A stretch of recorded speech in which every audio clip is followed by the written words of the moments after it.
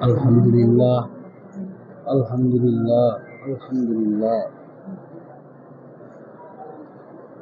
আজ পবিত্র শুক্রবার, মক্কায় শুক্রবার পেয়েছিলাম। আলহামদুলিল্লাহ, মদিনাতে এসে শুক্রবার পেলাম। আলহামদুলিল্লাহ। আমরা শুনে আসতেছি গরিবের অজের দিন আজকে।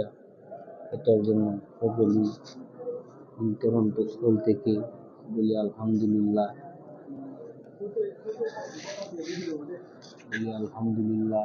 আমি এখন নামাজ পড়ে নবী করিম সাল্লাল্লাহু আলাইহি ওয়াসাল্লামের রওজা শরীফ জিয়ারত করার জন্য যাচ্ছি।